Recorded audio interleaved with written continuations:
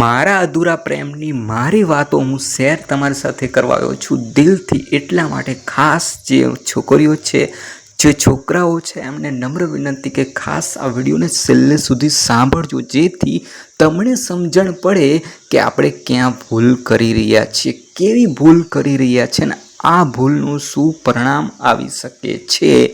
મારી સાથે જે બનાવ બન્યો છે, મને જે છોકરી પસંદ કરતી હતી, જે મને પ્રેમ કરતી હતી ને, એ જ્યારે હું જમીન ઉપર સૂઈ જતો હતો ને, ત્યારે તે એમ કહેતી હતી કે ઊભા થઈ જાઓ ત્યાંથી, એ જગ્યાથી, એ કાંટાળી જગ્યાથી તમે ઊભા થઈ જાઓ, હું દવણું મૂકી આવી દઉં, હું પાણી ભરી આવી દઉં, પાણી ભરવા જગ્યાએ જાય ત્યાંથી પણ તે ઊંચો હાથ કરતી હોય। એ જ છોકરી 6 મહિના થાય કે 12 મહિના થાય કે 2 વર્ષ થાય કે 4 વર્ષ થાય કે 6 વર્ષ થાય પછી ઓટોમેટિકલી બદલાઈ જાય છે। એવું હું નથી કહેતો, પણ ક્યાંક ને ક્યાંક જે સ્પષ્ટીકરણ છે એ બદલાઈ જાય છે। જ્યારે તમને એને કીધું હોય કે લગ્ન કરવાના છે, તમને વચન આપ્યું હોય, તમારી પાસે મંગળસૂત્ર માંગ્યું હોય, તમને વાઈફ તરીકે એને સ્વીકારી લીધું હોય કે હું તમારી જ પત્ની છું, છતાં પણ એ ક્યારેક અમુક સમયે બદલાઈ જાય છે, તો આવી જગ્યાએ તમારે શું કરવું જોઈએ, આવી પરિસ્થિતિમાં તમારે શું કરવું જોઈએ?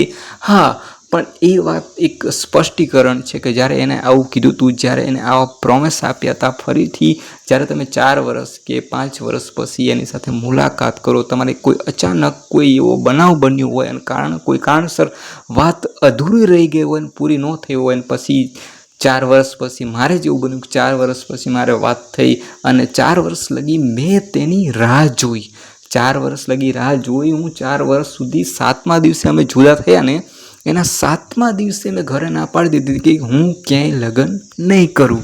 ઘરે લગ્ન કરવાની મેં ના એટલા માટે પાડી હતી કે તેને મારી પાસે મંગળસૂત્ર માંગ્યું અને તેની ઈચ્છા હતી કે મારી સાથે લગ્ન થાય। જો કે મેં પહેલેથી જ ના પાડી હતી, જ્યારે ફોનમાં અમે વાત કરતા હતા ત્યારે હું એને ના પાડતો હતો કે હું લગ્ન નહીં કરું, પણ જ્યારે એને મંગળસૂત્ર માંગ્યું અને આ પ્રકારના જે વચનો છે એને આપ્યા, મેં તો કીધું પણ નથી કે હું તારી સાથે લગ્ન કરીશ, છતાં પણ મેં રાહ જોઈ અને 4 વર્ષ પછી ફાઇનલી જ્યારે મારે વાત થઈ ને, ત્યારે એને મારી સાથે લગ્ન કરવાની ના પાડી, તો મેં એક્સેપ્ટ કરી લીધું, મેં સ્વીકારી લીધું કે વાંધો નહીં, તારી જિંદગી છે, તારે જે કરવું હોય એ કરી શકે છે, પણ તારે મને સ્પષ્ટીકરણ કરવું જોઈએ કે હું લગ્ન નહીં કરું। પણ એ પણ મેં એની પાસે કોઈ જ જવાબ માંગ્યા નહોતા, મેં તો ખાલી એટલું કીધું હતું કે હું તારી સાથે લગ્ન કરીશ।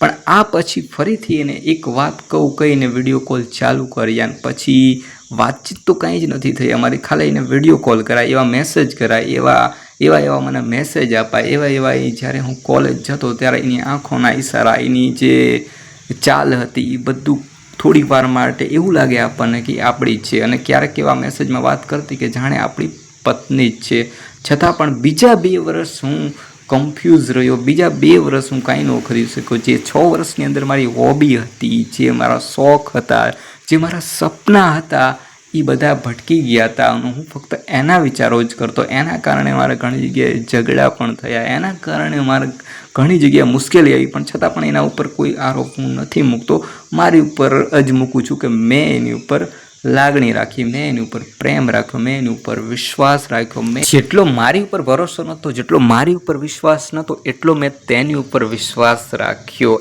એનું પરિણામ કદાચ મારે ભોગવવાનું હતું, હું ભોગવી રહ્યો છું, એની અંદર કોઈ જ મને એની ઉપર કોઈ જ પ્રકારનો હું આરોપ લગાડતો નથી। મારો અતિ મહત્વનો અને કિંમતી સમય મેં તેને આપ્યો હતો અને આ 4 વર્ષમાં મેં ઘણું બધું ખોયું, છતાં પણ મેં એની ઉપર કોઈ આરોપ ન લગાડ્યો, કારણ કે મેં પ્રેમ કર્યો હતો, તો મારે નિભાવવાનો હતો, તો મેં નિભાવી લીધો। પણ ફરક એટલો હતો કે આ 4 વર્ષ પછી જ્યારે વાત શરૂઆત થઈને તેને મને કીધું કે હું મેરેજ નહીં કરું, તો મેં એક્સેપ્ટ કરી લીધું, વાંધો નહીં, તમને આઝાદી છે, તમારે જે કરવું હોય એ કરી શકો છો, મારી જે ફરજ હતી હું અહીંયા પૂરું કરું છું અને 2013થી માંડીને 2024ની મારી જે લવ સ્ટોરી છે એને સમાપ્ત કરું છું।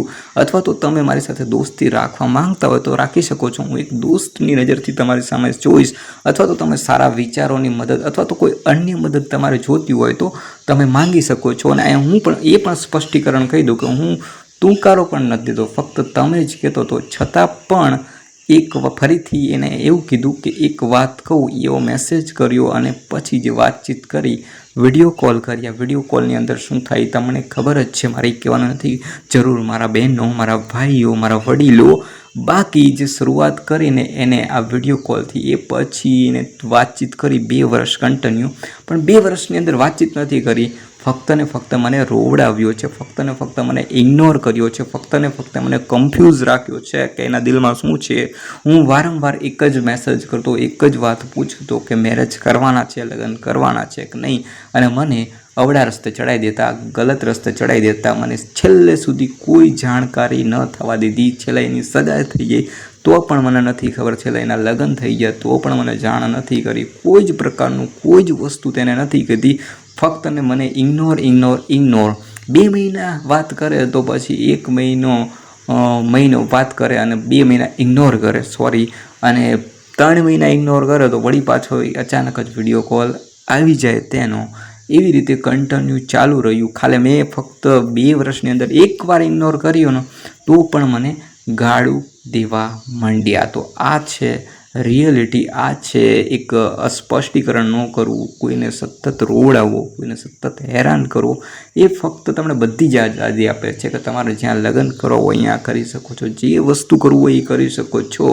મારી પાસે સમય હતો કે હું એને બ્લેકમેલ કરી શકું, બીજું કોઈ વસ્તુ કરી શકું, છતાં મેં આવું શા માટે ન કર્યું? ફક્ત હું એને પ્રેમ કરતો હતો, એને ખબર હતી, એને વિશ્વાસ હતો કે એને આઝાદી આપે છે, છતાં પણ એક મેસેજ કરીને એને મને ન કહી શકી કે મારા મેરેજ થવાના છે. તો આવી પરિસ્થિતિમાં છોકરીઓ ભૂલ કરે છે. કોઈ છોકરો તમને બધી રીતે આઝાદી આપતો હોય તો મારે નમ્ર વિનંતી છે જે છોકરી છે એમને કે કોઈ પણ છોકરાને એવી રીતે કન્ફ્યુઝ ન રાખો. તમે કોઈ બીજા છોકરાને પસંદ કરી લીધા હોય, તમારા મેરેજ થવાનો, તો એને જાણ કરીને કહી દો કે ભાઈ તમે તમારા રસ્તે જતા રહો, હવે મારી રાહ ન જુઓ, કારણ કે મારા ઓલરેડી હવે મેરેજ થવાના છે. અથવા તો મેં કોઈ બીજો છોકરો પસંદ કરી લીધો હોય તો આ જગ્યાએ આ છોકરો આઝાદ થઈ જશે, એને શાંતિ મળી જશે ને એ તમારા જે વિચાર છે એની અંદર નહીં રહે અને પોતાના જે સપના છે એ સાકાર કરવા તરફ આગળ વધશે.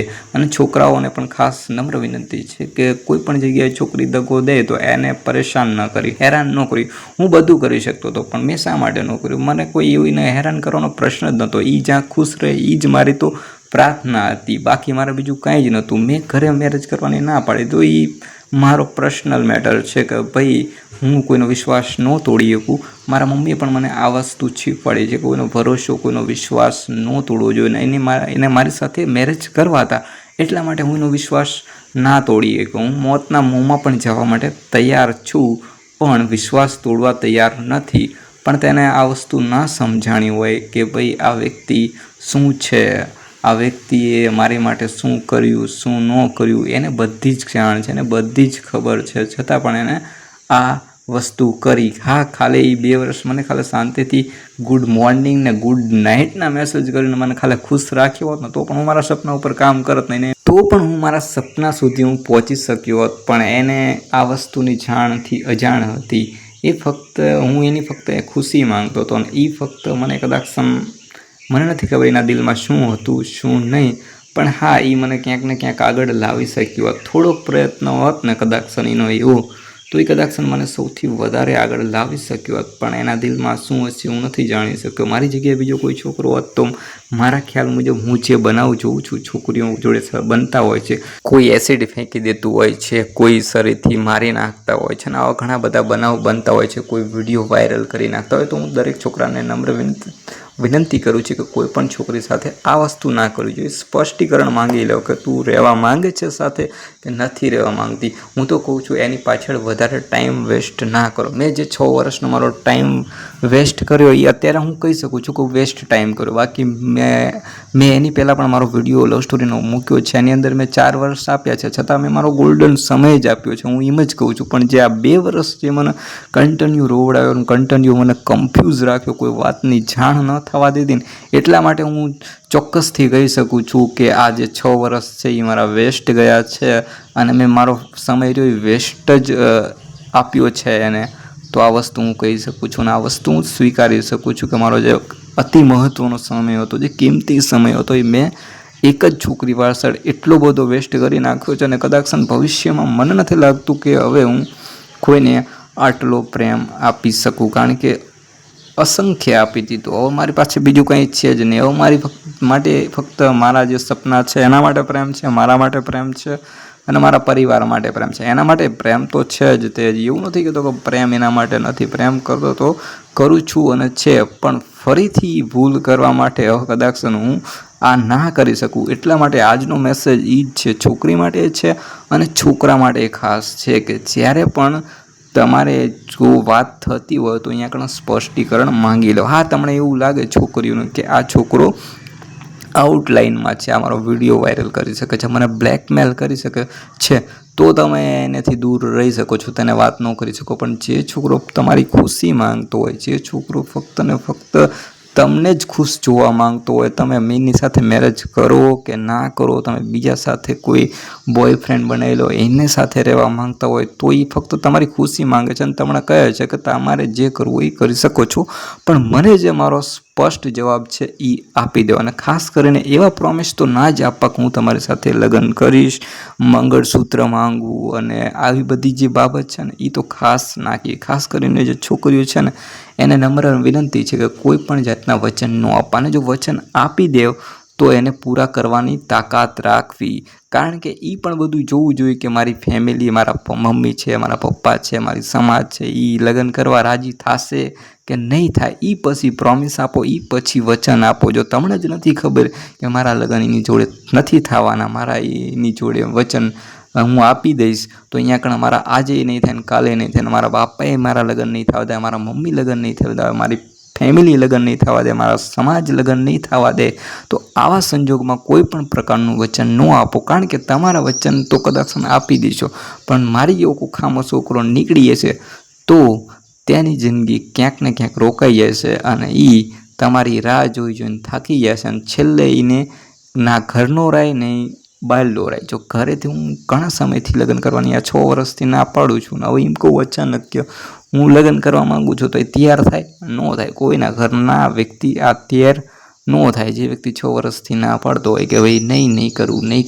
કરું, સગા સંબંધીને ના પાડતો હોય મેરેજ કરવાની, તો આવી ભૂલ છોકરીઓ માટે ખાસ છે કે આવી ભૂલ ન કરતી કે ભાઈ હામલો છોકરો રહ્યો છે, હું મેરેજનું એનું કહી છે પાછો બીજે લગ્ન કરી લઈ, કે બધા હરખા ન હોય એવું વિચારીને રાખવું. અને ખાસ મેં તમને કીધું ને બહેનો, સ્પષ્ટીકરણ કરવાનું રાખો. છોકરાઓને નહીં કહું છું કે સ્પષ્ટીકરણ માંગી લેવાનું, બાકી ખોટી જગ્યાએ ફસાવવું નહીં. પ્રેમ કરવો પણ તો નિભાવવો, અને ન નિભાવી શકતો હોય તો તમારે જે છે ને એ તમારી રીતે જે એજ્યુકેશનની અંદર આગળ વધવું છે, તમારા જે પણ ગોલ છે ને એને પકડો. તમારે ડૉક્ટરની લાઈન લેવી છે, એડવોકેટની લાઈન લેવી છે, તમને જે પસંદ છે, જે કરવું છે, બ્લોગર બનવું છે, વિદેશ ફરવું છે, વર્લ્ડ ટૂર કરવું છે, આફ્રિકાના 54 દેશ ફરવા હોય કે યુરોપના ફરવા હોય કે અમેરિકાના દેશ ફરવા હોય, જ્યાં પણ ફરવા જવું હોય ને જઈ શકો છો. અથવા તો આપણા જે એશિયા ખંડના જે દેશ છે ત્યાં ફરવા જવું હોય ને તો અહીંયા જાઓ, મોજ કરો,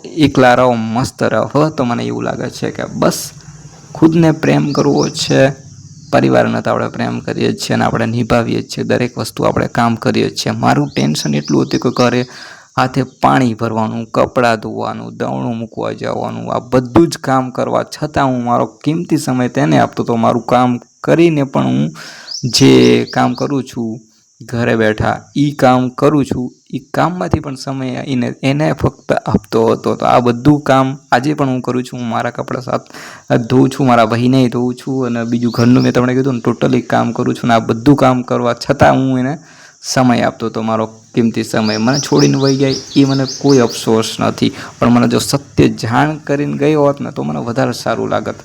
હા, કદાચ સનીને મેરેજ થઈ ગયા એ પછી પણ ખાલી નાનો મેસેજ કરી દીધો હોત ને કે મારાથી આ ભૂલ થઈ ગઈ તો મને માફ કરજો, બાકી માફી ન માંગી હોત ને ખાલી મેસેજ કર્યો હોત ને કે મેં મેરેજ કરી લીધા છે તો પણ મને એક હરખ જાત, એક આનંદ મળત ને એક શાંતિ થાત કે ભાઈ છેલ્લે મને પૂછ્યું તો ખરું ખાલી મેરેજ મેં કરી લીધા છે એવું પણ કીધું, એટલી જાણ કરી હોત તો મને બહુ જ ખુશી મળત ને શાંતિ મળત. બાકી હંમેશા એ ખુશ રહે, જ્યાં રહે અહીંયા કુદરત એને ભંડોળ ભર્યો રાખે અને એની જિંદગીમાં હંમેશા એ ખુશ રહે જ્યાં પણ રહે. હવે તો હું અને મારી જિંદગી બસ મસ્તથી રહી. અને બાકી મેં કીધું ને ભગવાન કે કુદરત તેને હંમેશા ખુશ રાખે. એને જે કરવાનું હતું એને કરી નાખ્યું.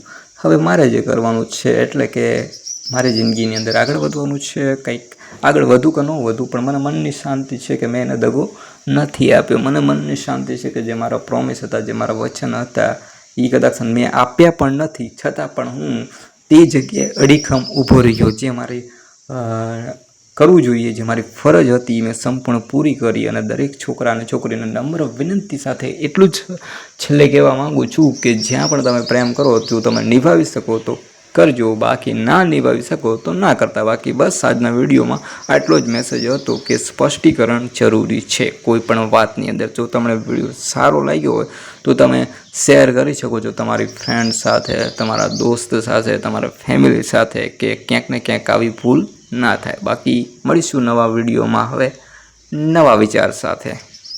मैंने टच किया